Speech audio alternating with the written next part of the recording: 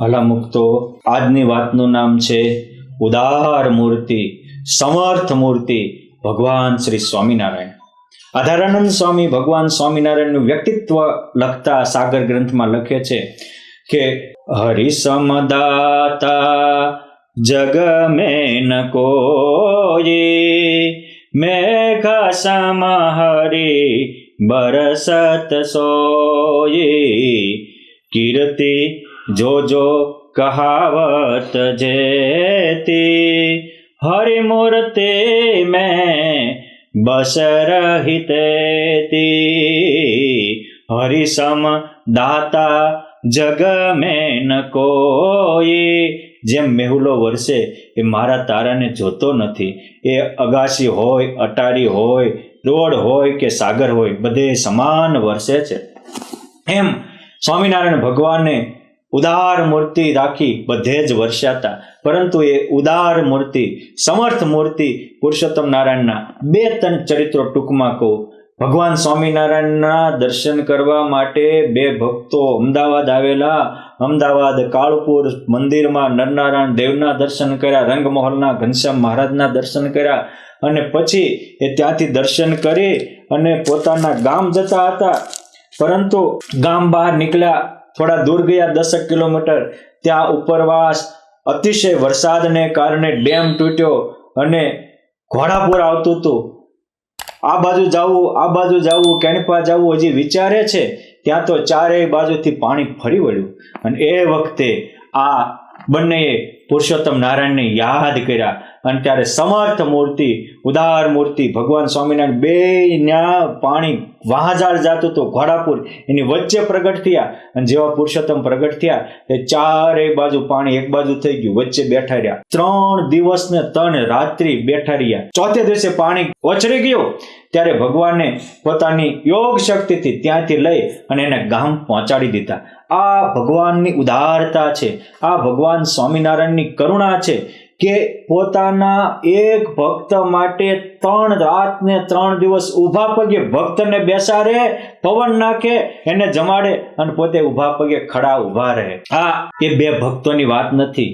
એ 2 ભક્તો એ હું ને તમે છું.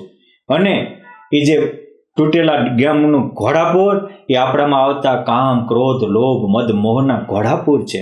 એ ભગવાન ત્યાં ઉભા રહ્યા. એટલે ભગવાને વચનાત્મા કીધું કે જ્યારે તમારામાં કામ, ક્રોધના દોષ આવે ત્યારે મને ઊંચા સ્વરે યાદ કરજો, સ્વામિનારાયણ, સ્વામિનારાયણ, સ્વામિનારાયણ. મારા પરમહંસોને યાદ કરજો, ગોપાળાનંદ સ્વામી, મુક્તાનંદ સ્વામી, પ્રેમાનંદ સ્વામી, બ્રહ્માનંદ સ્વામી, ગુણાતીતાનંદ સ્વામી. હું હાજર થઈ જઈશ.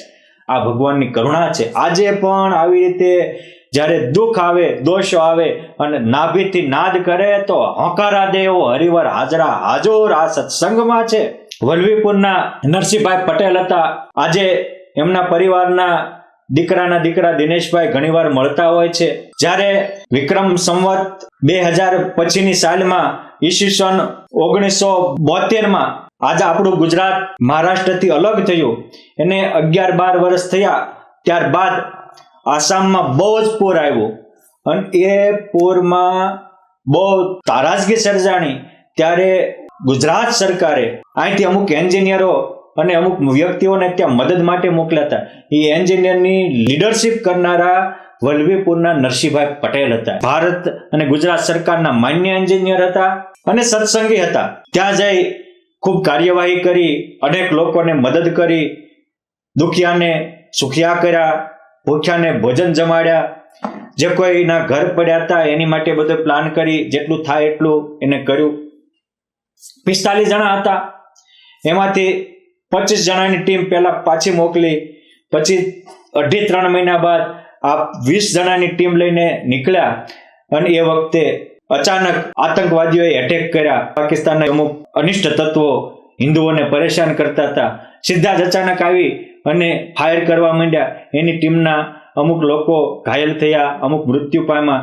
જ્યાં નરસિંહભાઈ ઉપર જ્યાં એને મશીન ગન માંડ્યું ત્યાં અચાનક ગોળી બંધ થઈ ગઈ. એના લીડરને નરસિંહભાઈમાં ખુદા રૂપે દર્શન થયા. એ કહે છે કે આ તો કોઈ ઈશ્વરના બંદા છે, માટે ખબરદાર આની ઉપર કોઈ હવે હાથ અડાડ્યો હતો.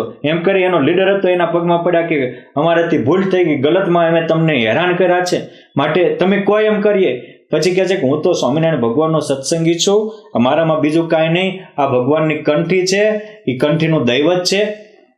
હું ગુજરાત સરકાર તરફથી આવ્યો છું, તાકે અમે તમને મૂકી જઈએ, કારણ કે અમારી જેવા અત્યારે બીજા કેટલાય ફરે છે અને લોકોની હત્યા કરે છે, નિર્દોષને મારે છે.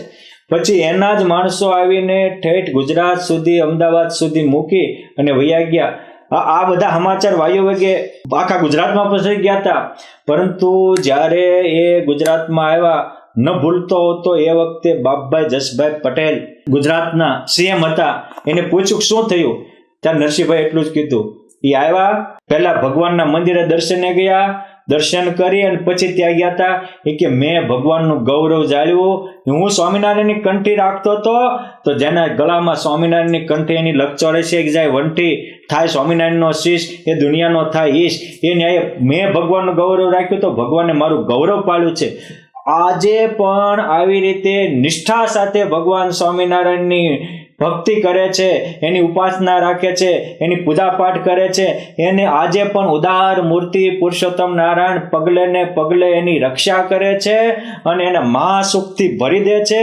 આ સંપ્રદાય પ્રગટનો છે, આ સત્સંગમાં ભગવાન પ્રગટ છે, ભગવાનના સંતો પ્રગટ છે, સદગ્રંથો પ્રગટ છે, આજ્ઞા ઉપાસના પ્રગટ છે અને સાચા રીતથી પોકારે એની માટે પુરુષોત્તમ નારાયણનું ધામ પણ પ્રગટ છે.